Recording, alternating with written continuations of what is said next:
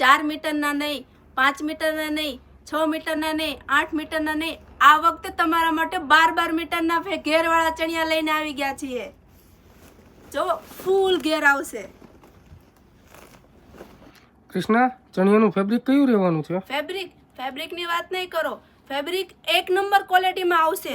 Roman silk ફેબ્રિકમાં રહેવાનું છે. સાથે સાથે ગોટાપત્તીમાં સિક્વન્સવાળી બોર્ડર આપેલી છે. જોઈ શકો છો તમે.